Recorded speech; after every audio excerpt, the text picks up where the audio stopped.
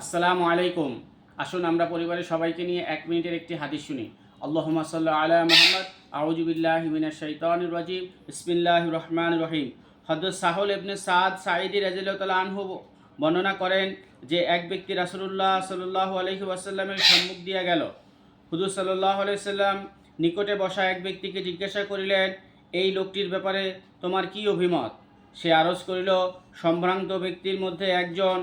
আল্লাহ তাআলার কসম, সে তো এমন ব্যক্তি যে যদি কোথাও বিবাহের প্রস্তাব দেয় তবে তাহার প্রস্তাব কবুল করা হইবে, যদি সুপারিশ করে তবে তাহার সুপারিশ কবুল করা হইবে। বর্ণনাকারী বলেন, রাসূলুল্লাহ সাল্লাল্লাহু আলাইহি ওয়াসাল্লাম কিছু না বলিয়া নীরব রহিলেন। ইহার পর আরেক ব্যক্তি সম্মুখ দিয়া গেল। হুজুর সাল্লাল্লাহু আলাইহি সাল্লাম উক্ত ব্যক্তিকে জিজ্ঞাসা করিলেন, এই ব্যক্তি সম্পর্কে তোমার কি অভিমত? সেই ব্যক্তি আরজ করিল, ইয়া রাসূলুল্লাহ, এই ব্যক্তি একজন গরিব মানুষ। সে তো এমন যে যদি কোথাও বিবাহের প্রস্তাব দেয় তবে তাহার প্রস্তাব কবুল করা হইবে না, যদি সুপারিশ করে তবে তাহার সুপারিশ কবুল করা হইবে না, আর যদি কোনো কথা বলে তাহার কোনো কথা শোনা হইবে না।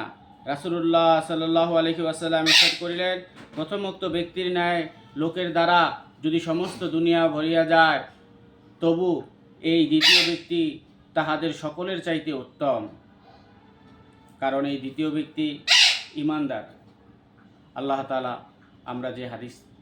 আমি যে হাদিস থেকে পড়লাম এবং শুনলাম, ইহার উপরে আমল করার তৌফিক দান করেন। আসুন আমরা সৎ কাজে আদেশ ও অসৎ কাজে নিষেধ করি এবং কালামুল্লাহ থেকে প্রতিদিন একটি আয়াত হলেও তেলাওয়াত করি। আসসালামু আলাইকুম।